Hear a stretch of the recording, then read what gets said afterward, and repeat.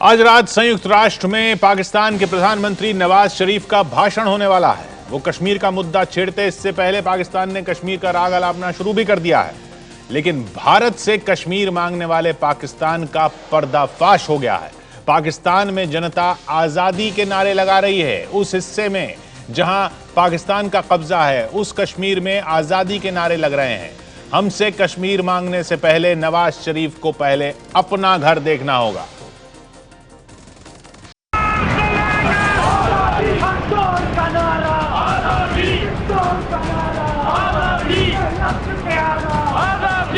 आजादी के ये नारे उस जमीन पर लगाए जा रहे हैं जो पाकिस्तान के कब्जे में है।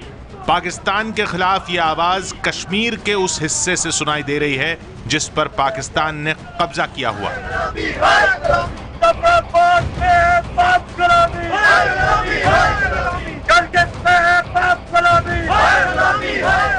क्या पाकिस्तान से आजादी मांग रहे लोगों का ये गुस्सा देख पा रहे हैं पीएम नवाज शरीफ?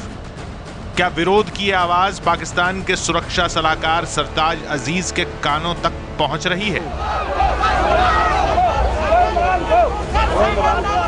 या फिर सब देखते सुनते हुए भी पाकिस्तान के हुक्मरानों ने आंख और कान दोनों बंद कर रखे हैं? पाकिस्तान के खिलाफ न तो ये विरोध नया है और न ही विरोध की ये तस्वीर नई है।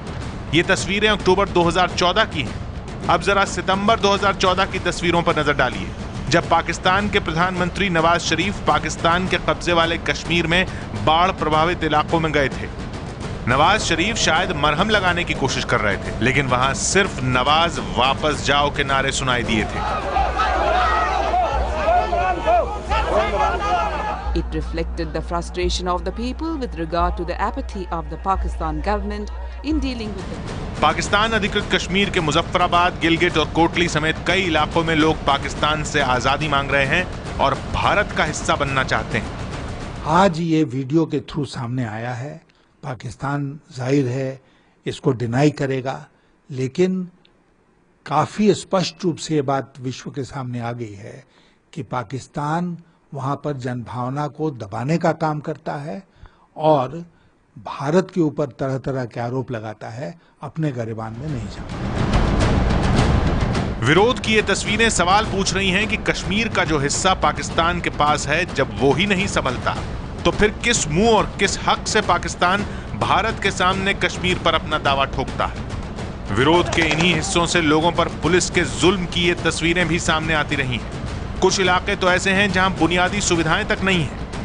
कि लोग काफी समय से अपने आप को वंचित महसूस कर रहे थे, प्रजातांत्रिक अधिकारों को लेकर के भी, विकास और न्याय को लेकर के भी। बार बार प्रदर्शन भी होते रहे हैं, लेकिन किसी न किसी तरह से पाकिस्तान सरकार इन प्रदर्शनों को ज्यादा बाहर मीडिया में ना आए, इसका वो किसी न किसी तरह से योजना बना करके काम करती रही। गौर करने वाली बात यह है कि पिछले साल कश्मीर में आई भयानक बाढ़ के बाद से ही पीओके में विरोध तेज हो गया। अंजुमन मिन्हाज रसूल के चेयरमैन मौलाना सैयद अतर हुसैन दहलवी हाल ही में पीओके का दौरा करके आए हैं। वो खुद बता रहे हैं कि पीओके की जनता पाकिस्तान छोड़कर भारत का हिस्सा क्यों बनना चाहती है। जब हम जम्मू कश्मीर के उस हिस्से की बात करते हैं जो पाकिस्तान के पास है, तो ये सारी कलई खुल गई जब पिछले साल सैलाब आया और उस सैलाब में जो तबाहकारियाँ हुई हैं। तो एक तरफ यहाँ पे हमारी आर्मी, हमारी पैरामिलिट्री, हमारे सिविल सोसाइटी, हमारी स्टेट गवर्नमेंट, मरकज़ी हुकूमत, सेंट्रल गवर्नमेंट जिस तरीके से, जिस तेज़ी के साथ हमने काम किया और आज भी जो काम हो रहा है उसके मुकाबले आप देखिए जम्मू कश्मीर यानी मकबूजा जम्मू कश्मीर को पाक ऑक्युपाइड कश्मीर कहते हैं, वहाँ पर लोग इतने नाराज़ थे कि उन्होंने नवाज शरीफ को कहा कि आप वापस जाइए, आप काम करने की आपकी हैसियत नहीं है। संयुक्त राष्ट्र में नवाज शरीफ बार बार कश्मीर का राग अलापते रहे हैं। उनके भाषण से ठीक पहले पाकिस्तान जम्मू कश्मीर विधानसभा चुनाव पर सवाल खड़े कर रहा है। दरअसल पाकिस्तान की नीयत में ही खोट है, क्योंकि जब पाकिस्तान को कोई मुद्दा नहीं मिलता है तो कश्मीर का राग छेड़ने के लिए वो किसी भी बात को मुद्दा बना लेता है।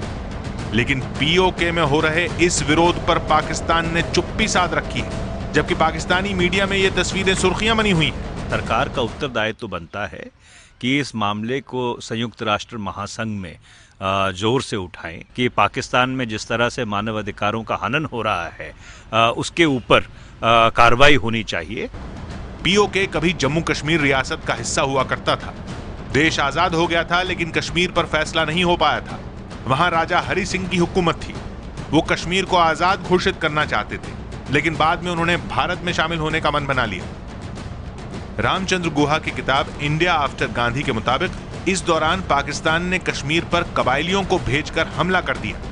कश्मीर को बचाने के लिए भारत ने दखल दिया, लेकिन तब तक पाकिस्तान ने आजाद कश्मीर के नाम पर मुजफ्फराबाद समेत कई हिस्सों पर कब्जा कर लिया था।